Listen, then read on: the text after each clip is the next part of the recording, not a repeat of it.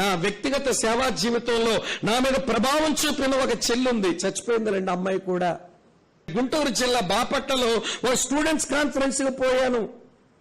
USA వాళ్ళ పరిచయంలో conference కి పోయాను. ఏజీ కాలేజీలో పనిచేస్తున్న ప్రొఫెసర్, అతని పేరు ప్రొఫెసర్ దశరథరామ్ బ్రాహ్మణుడు. ఆయన వచ్చి బాబు ఒకసారి మా ఇంటికి వస్తారా, మీరు వచ్చి ప్రార్థన చేయాలి అన్నారు. అంకుల్ రావడానికి నాకేం అభ్యంతరం లేదు, కానీ ఎవరైతే నన్ను పిలిచారో వాళ్ళ పెర్మిషన్ లేకుండా నేను ఎవరింటికి పోనండి, మీరు నన్ను పిలిచిన వాళ్ళ పెర్మిషన్ అడగండి, వాళ్ళు పంపిస్తే వస్తానని చెప్పాను. పోయి అడిగాడు ఆయన. ఆ క్యాంప్ డైరెక్టర్ అన్నాడు, మధ్యాహ్నం స్టూడెంట్స్ కి క్వశ్చన్ అండ్ ఆన్సర్ సెషన్ పెట్టామండి, స్వామిని పంపలేము, మీ పాప కొరకే కదా ప్రార్థన చేయాలి, పాప నైట్ మీటింగ్ తీసుకురండి, స్వామి డివోషన్ మాట్లాడతాడు, వాక్యం వింటుంది, మీ పాప ప్రార్థన చేస్తారు ఇక్కడ అంటే పాపం వెళ్ళిపోయాడు పంతులు. రాత్రి ఇలాగే వాక్యం చెబుతున్న స్టేజ్ మీద వినండి, ఆ రోడ్డు మీద ఒక జీప్ వచ్చింది, అందులోంచి ఒక అమ్మాయిని దించుతున్నారు, ఒక మంచం వేశారు, దాని మీద దుప్పటి వేశారు, నాకు స్టేజ్ పై నుంచి కనబడుతున్నదంతా ఆ పిల్లని దాని మీద పడుకోబెట్టారు. నాకు అర్థమైంది, ప్రొఫెసర్ గారు కనబడ్డాడుగా నాకు ఎదురుగా. సరే వాక్యం చెప్పిన తర్వాత ఆయన వచ్చాడు, బాబు మా పాపను తెచ్చాను, కొంచెం ప్రార్థన చేయండి రండి అన్నాడు.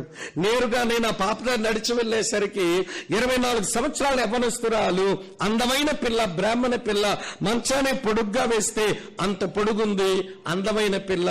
కానీ విచారం, బుగ్గల మీద దోమలు కొడుతున్నాయి, చేతుల మీద దోమలు వాళ్తున్నాయి, విదిలించుకోవడం లేదు అమ్మాయి. నాకు అనుమానం వచ్చి, ఏమైంది అంకుల్, ఏంటి పాప పరిస్థితి అన్నాను. ఎవరికో వస్తుందంటే బాబు జబ్బు నా కూతురుకు వచ్చింది, ఈ మెడ నుంచి కింది భాగం వరకు ఏమీ పనిచేయదు, చచ్చుబడిపోయింది, ఈ పైనుంచి మాత్రమే కొంచెం పని చేస్తుంది బాబు, ప్రార్థన చేయండి అన్నాడు. ఆ పాప దగ్గర నిలబడ్డాను. అమ్మా చెల్లి ప్రార్థన చేస్తాను, ఏమని ప్రార్థన చేయమంటావన్నాను. ఆ పాప నాతో ఏమందో తెలుసా అండి, అనయ్య కరుణామయుడు టీవీలో చూసి నేను మారు మనసు పొందాను, ప్రభువుని నమ్ముకున్నాను, బైబిల్ తెప్పించుకున్నాను, నాన్నగారు చదువుతూ ఉంటే మేము బైబిల్ సంగతులు తెలుసుకుంటున్నాము, నాన్నగారు కూడా ప్రభువుని నమ్ముతున్నారు, మాకు పెద్ద విషయాలు తెలియవు గాని యేసు ప్రభువునైతే నమ్మాము, అమ్మ అన్నయ్య ఇంకా రక్షణ పొందలేదన్న వాళ్ళ కొరగా ప్రార్థన చేయండి. నాకు జబ్బుంది, నాకు ఆరోగ్యం బాగుపడినట్లుగా ప్రార్థించని అడగట్లా ఈ పిల్ల. అమ్మ అన్నయ్య రక్షణ పొందలేదనయ్య, వాళ్ళ కొరకు ప్రార్థన చెయ్యండి అంది. నాకు ఆశ్చర్యం అనిపించింది. చర్చ్ గోయింగ్ హ్యాబిట్ ఉన్న వాళ్ళు, క్రమంగా ప్రసంగాలు వినేటువంటి వాళ్ళు ఇట్లా అడగరే. సరే ప్రార్థన చేసిన తర్వాత పాప అంది, అన్నయ్య డాడీ నేను బైబిల్ చదువుతుంటే ఎన్నో అనుమానాలు, ప్రశ్నలు వస్తున్నాయి, చెప్పేదానికి మాకెవరూ లేరు, ఉత్తరాలు డాడీతో రాయిస్తాను, కొంచెం రిప్లై ఇవ్వండి అంది. తప్పకుండా ఇస్తానమ్మా అని చెప్పాను. ఇంటి వాళ్ళకి చెప్పాను, నేనుంటే నేనే రిప్లై ఇస్తా, నేను లేకపోతే ఆ పిల్లకి వెంటనే రిప్లై ఇవ్వండి, అమ్మాయి పరిస్థితి ఎట్లా ఉందని ఇంట్లో నా భార్యకు మాతో ఉన్న బ్రదర్స్కి చెప్పాను. వినండి, నెలలో మాకు 2 లేక 3 ఉత్తరాలు వచ్చేవి. ఆ రోజుల్లో మేము రిప్లైస్ ఇస్తూ ఉండేవాళ్ళం. ఆ పిల్ల చాలా బలపడిపోయింది. సడన్ గా పాప దగ్గర నుంచి లెటర్స్ ఆగిపోయాయి. బహుశా ఆ పిల్ల చచ్చిపోయిందేమో, వాళ్ళ నాన్న యేసు ప్రభువును వదిలేసి బ్యాక్ స్లైడ్ అయిపోయాడేమో అనుకున్నాను. ఆ తరువాత సంవత్సరం మళ్ళీ జనవరి నెలలో మళ్ళీ స్టూడెంట్స్ కాన్ఫరెన్స్ బాపట్లలోనే పెట్టారు. మళ్ళీ నేను డివోషన్ చెప్పడానికి స్పీకర్ గా పోయాను. అప్పుడు ఒక ఆయన వచ్చి అన్నాడు, బాబు పాప శ్రీదేవి వాళ్ళ ఇంటికి రమ్మని చెప్పింది బాబు, మీరు వెళ్ళాలి ప్రార్థన చేయడానికి అన్నాడు. అనేసి ఆయన వంట పనుల్లో ఉన్నాడు పెద్ద ఆయన వెళ్ళిపోతే నాకు ఒక భయం పట్టింది.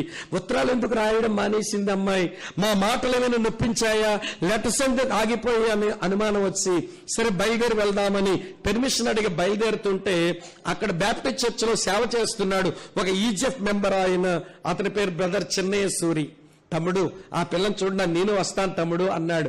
రెండనయ్య అని చెప్పి ఇద్దరు వాళ్ళ ఇంటికి వెళ్ళాము. వినండి, విజయనగర్ కాలనీ, విజయలక్ష్మీపురం అంటారు దాన్ని, రోటరీ కళ్యాణ మండపం పక్కన పెద్ద ఇల్లు వాళ్ళది.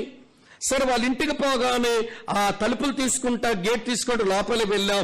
బయట మంచం మీద ఆ పిల్లను పడుకోబెట్టారు. ఒకప్పుడు పొడవుగా ఉండింది మంచానికి, ఇప్పుడు అడ్డంగా వేసే సరిపోయింది. ఆ పిల్ల చేతులు 2 దగ్గరగా లాగేసాయి, ఈ 2 కాళ్ళు ఇట్లా పైకి లేచిపోయి నరాలు ఇట్లా బిగుసుకుపోయాయి. ఆ పిల్ల వినండి ఈ మెడను ఆ మంచం కర్రకి ఇట్లా తగిలించి, అన్నయ్య రండి కూర్చోండి అని కళ్ళు ఇట్లా పెద్దవి చేస్తుంది, అందమంతా పోయింది. 2 కాళ్ళు ఇట్లా లేచిపోయి ఉన్నాయి, 2 చేతులు ఇట్లా లాగేసి ఉన్నాయి. ఎవడి మెడంత ఇట్లా తిప్పుతా అన్నయ్య రండి కూర్చోండి అంది. అయ్యయ్యో ఏంటి పిల్ల ఎట్లయిపోయింది అని చెప్పి 2 కుర్చీలు లాగి కూర్చున్నాము. కూర్చొని చెల్లి ఏంటమ్మా ఏంటి ఇలాగ అయిపోయావు అని అంటే, ఆ పిల్ల ముఖంలో బాధ ఏమీ లేదు కానీ మొట్టమొదటి ఆ పిల్ల మాట్లాడిన మాట, అన్నయ్య మన దేవుడు ఎంత మంచివాడు కదా అంది. అదేంటమ్మా అలాగంటున్నావు అన్నాను. మీకు తెలియదు కదా అన్నయ్య, ఉత్తరాలు రాయలేకపోయాము, నాన్నగారికి పెరాలసిస్ వచ్చింది అన్నయ్య, కాళ్ళు చేతులు పడిపోయాయి, డాడీ నా మంచం మీద పెట్టారు, నేను ఈ మంచం మీద నన్ను పెట్టారు, నాకు ఎవరు పరిచయం చేయడం లేదు. మీకు తెలుసు కదా డాడీ అన్నీ చేసేవాడు, టాయిలెట్ తీసుకెళ్లేది డాడీ, బాడీని వాష్ చేసేది డాడీ, జడ వేసేది డాడీ, ముద్దలు పెట్టేది డాడీ, పక్కన కూర్చుని బైబిల్ చదివేది డాడీ. అటువంటి డాడీ గురించి అంటుంది. డాడీకి పక్షవాతం వచ్చిన తర్వాత అన్ని డాడీ చేసేవాళ్ళు కదన్నయ్య, నాకు ఎవరు లేకపోయేసరికి నన్ను ఎవరు పట్టించుకోవడం లేదని నా వైపు డాడీ చూసేవాళ్ళు, నోట్లోంచి మాట రాదు డాడీకి, అలాగ ఏడుస్తూ ఉండేవాళ్ళన్నయ్య. నేను ప్రభువుకు ప్రార్థన చేశాను, ప్రభువా డాడీ నా కష్టం చూడలేకపోతున్నారు, నేను నమ్ముకున్నాడు కదా డాడీ, నీ రాజ్యానికి పిలుచుకో ప్రభు అని ప్రార్థన చేశానన్నయ్య. దేవుడు కనికరించి డాడీని తీసుకుని వెళ్ళిపోయాడు. దేవుడు మంచివాడు, అన్ని పరిచర్యలు చేసే డాడీని దేవుడు తీసుకుని వెళ్ళిపోతే దేవుడు మంచివాడు అంటుంది ఈ పిల్ల. అప్పుడు అర్థమైంది నాకు ఉత్తరాలు ఎందుకు ఆగిపోయాయో. నాన్నగారిని దేవుడు తీసుకెళ్ళిపోతే ఏం దేవుడు ఇన్ని కష్టాలు ఇచ్చాడు అనవలసిన అమ్మాయి దేవుడు ఎంత మంచివాడు అని అంటుంది. నా బాధ చూడలేని డాడీ ఇంకెక్కువ బాధపడకూడదు, ప్రభు దగ్గర వెళ్ళిపోవాలని ప్రార్థన చేశాను అన్నయ్య. డాడీని దేవుడు తీసుకున్నాడు. నేను ఇంకేం చెప్పాలి పిల్లకు, నేనేం ఆదరించాలి? నా దగ్గర నోట్లో మాట లేదు, సారీ అమ్మా నాకు ఆ విషయం తెలియలేదు, నా ఉత్తరాలకే రిప్లై రాకపోయేసరికి ఏమయ్యావో ఏమనుకున్నానని ఇద్దరం లేచి నిలబడ్డాం. ఏదో 46వ కీర్తన చదివి ఆదరించుదామని 46వ కీర్తన చదివాను. చదివాక చెల్లి మీటింగ్ టైం అవుతుందమ్మా వెళ్ళొస్తామా ప్రార్థన చేయనా అన్నాను. ఆ పాప అంటుంది, అన్నయ్య ప్రార్థన చేయండి, నా సేవ కొరకు ప్రార్థన చేయండి. చెన్నై సూర్య గారు అంటారు, అడుగు తమ్ముడు ఏం సేవ చేస్తున్నాదో. నేను ఏం సేవ చేస్తున్నావమ్మా చెల్లి అంటే, అదే నీ నాన్నగారు చనిపోక మునిపై ప్రైవేట్ బ్యాంకులో కొంచెం డబ్బులు వేశారు అన్నయ్య. మా ఇంటి ముందు ఉన్న ప్రొఫెసర్ రెడ్డి గారు ఏజీ కాలేజీలో పనిచేస్తారన్నయ్య, డాడీతో పనిచేసిన ఆయన. ఆ రెడ్డి గారు ప్రతి నెల వడ్డీ డబ్బులు తెస్తారన్నయ్య. ఆ డబ్బులు ఒక ఫ్లాట్ రిక్షాలు ఉంటాయిగా మాకు బాపట్లలో, రిక్షావాడికి డబ్బులను ఇచ్చేస్తా, వాడు వారానికి 2 రోజులు వచ్చి నన్ను ఎత్తుకుని వెళ్ళిపోతాడు. ఒకరోజు బ్యాంక్ ముందు, ఒకరోజు హాస్పిటల్ ముందు, ఒకరోజు ఏజీ కాలేజీ ముందు, ఒకరోజు ఏమో ఇవ్వండి ఇంజనీరింగ్ కాలేజీ ముందు దుప్పటేసి పెడతాడు.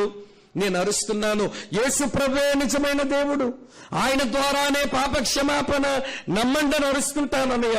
నేను అడుక్కోవడానికి వచ్చానేమో అని మనుషుల నా మీద డబ్బులు ఇస్తుంటారన్నయ్య. నేను డబ్బులు అడుక్కోవడానికి రాలేదు, ప్రొఫెసర్ దశరథరామ్ గారి కూతుర్ని బ్రాహ్మణ అమ్మాయినని సాక్ష్యం చెప్తున్నానన్నయ్య. ఈ మధ్య నా సేవ ఫలించింది, 2-3 ప్రభుని నమ్ముకున్నారన్నయ్య. నేను చచ్చిపోయే లోపగా కొంతమందిని ప్రభు కొరకు సంపాదించాలి, నా సేవ కొరకు ప్రార్థన చేయండి.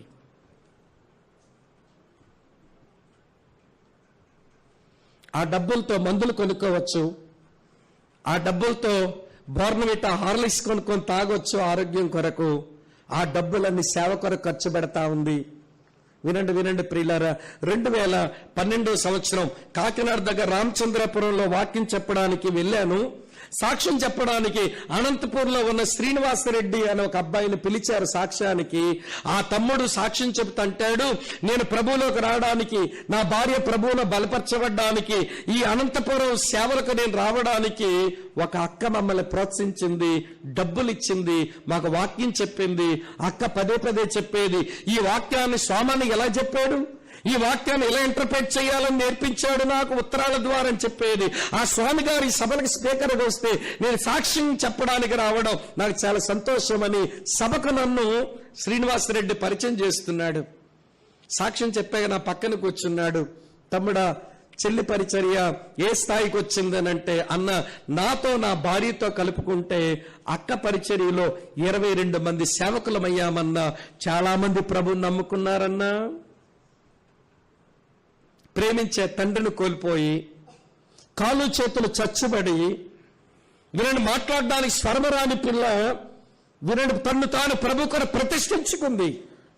నేను ఎక్కడో ఈ సాక్షి మీకు చెప్పినట్లే చెప్పాను. అది ఎవరో రికార్డ్ చేశారు. ఆ పిల్ల లాంటి రోగమే ఉందో ఒక అమ్మాయికి. ఆ పిల్ల పేరు మాధవి, వెస్ట్ గోదావరి తణుకులో ఉంటుంది. ఆ పిల్లకు కూడా ఇక్కడి నుంచి కిందేమీ పనిచేయదు. ఈ తల వరకు మాత్రమే ఆ పిల్లకి పనిచేస్తుంది. ఏది చెయ్యాలని నాలుకతో చేసుకుంటుంది ఆ పిల్ల మాధవి. జాషువా జూడ్ అనే ఒక బ్రదర్, అతని భార్య ఆ మాధవి మీద మాధవి అనే పుస్తకం రాసింది. మార్కెట్లో దొరుకుతుంది, చదవండి. ఈ సాక్ష్యం వినింది మాధవి. అరే, నాకు లాంటి రోగమే ఆ సిస్టర్కి వచ్చింది. ఆమె దేవుని కొరకు ఎంత బాగా పనిచేస్తే నేను దేవుని కొరకు పనిచేస్తానని ఈ రోజున తణుకు అనే ఊర్లో ఒక మంచి ప్రేయర్సల్ నడిపిస్తుంది మాధవి. చాలా మందిని ప్రభువులో నడిపిస్తుంది. దేశ విదేశాల నుంచి మాధవి యొక్క ఇంటర్వ్యూ తీసుకోవడానికి చాలా మంది దైవజనులు వస్తున్నారు.